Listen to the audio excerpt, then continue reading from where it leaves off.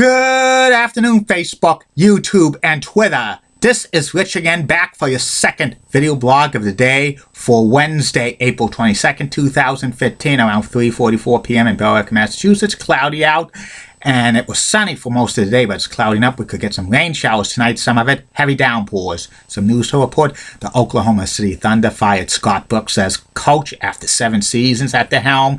The Thunder didn't make the playoffs, so Scott Brooks is out of the job. Rumors about John Calipari of Kentucky being interviewed for that position. And it's Administrative Professional Day in the United States of America. And also, the Edmonton Oilers are talking to former Bruins general manager Peter Chiarelli about a front office position.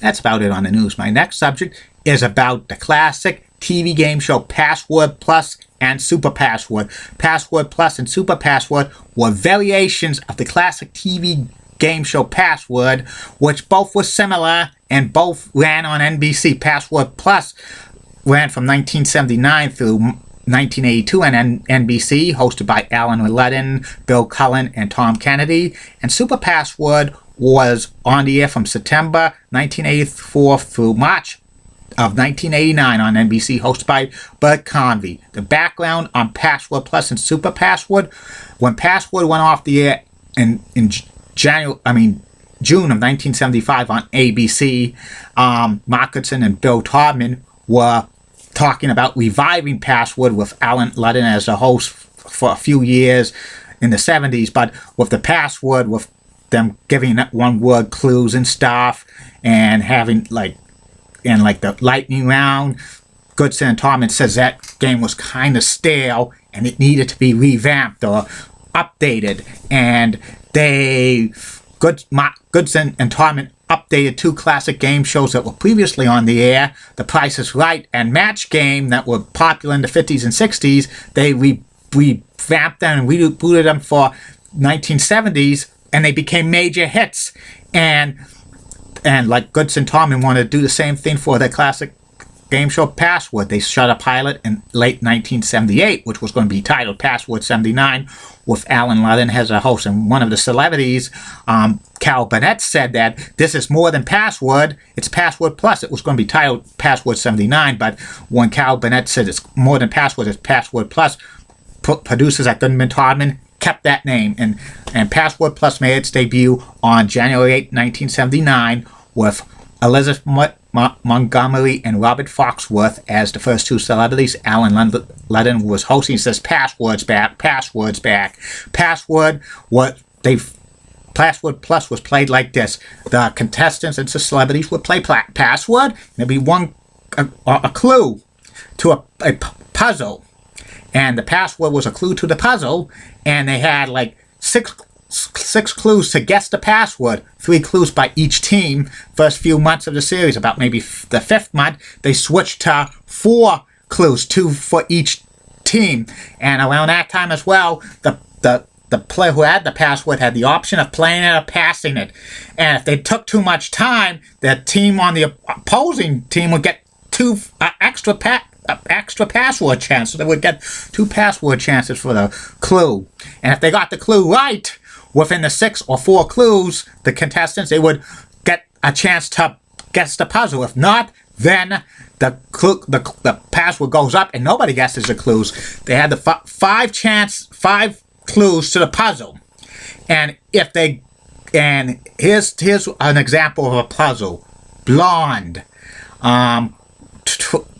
smile, traffic, weather, Florida, Julie Broughton. That's an example of a puzzle. And if the first 2 games were played for $100, and the 3rd and perhaps 4th game was played for $200. $300 won the game for each contestant, and then once they won the game, the winning team would play Alphabetics for a chance at a $5,000. And Alphabetics would be 10 passwords going from alphabetically from the letter A to J, B to K, so on and so on. And they would only have 1-word clues. And Alan Ludden would say, if you hear a buzzer, and that would mean that they use more than 1 clue, and they would have to drop their potential winnings if they won $5,000, 10%. And they would have 60 seconds to guess 10 passwords. If they guessed all 10 of them, they won $5,000. If they failed to get the 10 passwords, they were paid $100 each for each password right. They could pass it and stuff like that, and they have had time come back to it. Password Plus was on at 12:30 on NBC when it debuted, and it was a decent, had got some decent ratings, but it bounced around from time to time. Alan London was enjoying hosting Password Plus, but backstage he was complaining a lot because of pain and stuff, and he took a routine physical, and he was diagnosed with stomach cancer, but he avoided holding off surgery because he wanted to still host Password and stuff, but the pain he was suffering was too, extreme painful, and in April of 1980, Alan London went for surgery to try to remove all the cancer, and due to this, he had to miss several weeks of taping of Password Plus because they taped 5 to 10 shows of Password Plus at a time every other weekend during this time, and they had to scramble for a host, and they had to bring Bill Cullen as a temporary host, who also hosted NBC, another game show on NBC, Chain Reaction. Bill hosted Password Plus for about 4 weeks worth. Then Alan London returned, and he was still, he was vibrant and enthusiastic, but the surgery did not remove all the cancer, and eventually it became kind of terminal. Knowing that Alan London had only months to live, he still wanted to host Password and stuff, and he continued to do that into September of 1980, when he was had it be permanently sidelined because he was rushed to the hospital with a stroke-like reaction. It was come to find out he was kind of allergic to the medication he was taking. It was whispers he had suffered a serious stroke, but it wasn't. But that permanently ended his career hosting game shows. Alan London would recover in time to do some voiceover work for radio commercials in Southern California, early 1981. He passed away in June of 1981, Alan London.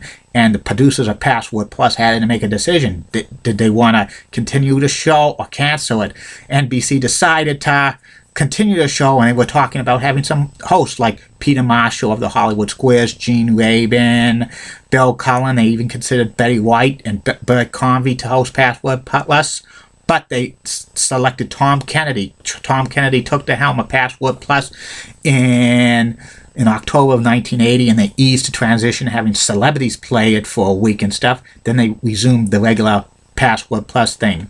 And they had some special theme weeks with celebrities only playing. By October 1981, they revamped Password Plus. They would do $500 won the game instead of $300. The first 3 puzzles were $100. After the 3 puzzles, the players would switch off celebrities to play the remainder of the game, and then alphabetics was changed and stuff. And instead of the $5,000, that was the minimum amount of they could win there. It was a progressive jackpot. Each time they did not win alphabetics, it would go up $2,500 and stuff like that. But Password Plus was bounced around from time slot to time slot to time slot, and a lot of fans thought Password wasn't the same without Alan London and stuff, and they could not mention Alan London's health on the air because they taped these shows well in advance and stuff, and they didn't even know if Alan London was going to come back. It was reports when during the first few months when Tom Kennedy hosted, he didn't want to speculate on Alan's health, but he says he said in an interview, if Alan somewhat was able to do Password Plus, he would have gladly stepped aside for him. But Alan London passed away in June of 1981. NBC flew into tower for Password Plus in March of 1982, and Tom Kennedy says that Password was a good game that will probably be back one of these days. 2 years later, on September 24th, 1984, Super Password, which was produced by Mark Goodson Productions, hosted by Bert Convy, made its debut on NBC. It was stuck on the noontime death slot, but it somehow survived 4.5 years on the air because many NBC affiliates somehow gave Super Password alternate time slots, while some of them, some other affiliates put it on independent stations. It was seen in Boston on WQTV 68 and WHLL TV 27 towards the end. And Super Password was similar to Password Plus because they still had puzzles and stuff after a password was given, but they had some variations, like each puzzle was $100 more. It started at $100, and the second puzzle's $200, third puzzle $300, fourth puzzle $400, $500 was to win the game, and after the $200 puzzle, they would play Cashword, which would start at $1,000, and the celebrity would give the contestant 3 clues to that password. If they got it right, they'd get the money. If not, then it would go up and up and up. But if they used anything illegal, the password was thrown out. And this password was kind of futuristic and stuff. Then they played the bonus round alphabetics, but they still called it the Super Password for about, it started at $5,000, then it went up each time. It wasn't $5,000 each. And sometimes people, like contestants, would win $50,000 or $55,000. In 1988, there was a contestant who won $55,000, but he used a fake name, and a couple of people from Alaska recognized him. He was part of a scam, so Mark Goodson Productions refused to pay the guy because he was part of a scam. Once in a while, they would have special weeks of Password with like celebrities and stuff like that. They had tournament of champions, the biggest money winners of Super Password there and stuff like that. And sometimes this Super Password was kind of very funny because Bert Convy would a lot inadvertently give out the password by mistake, the clue or like the puzzle, and it was kind of comical when the contestants or the celebrities could not get the password, and he could always think about he would say inadvertently says the answer, and they would do, and he said, oh no, not again. And the celebrity says Bert blew it, but Bert Convy was a great host of Super Password and stuff. In fact, he was longtime close personal friends with Betty White and Alan Ludden. In fact, Bert Convy said a eulogy at Alan Ludden's wedding and stuff like that. And Super Password got decent ratings for being in the noontime death slot for NBC for many, many years. But by March of 1989, NBC Pinks canceled Password. The last Super Password was on March 24th, 1989. And Betty White and Christopher Hewitt of Mr. Belvedere fame were the final 2 celebrities and stuff.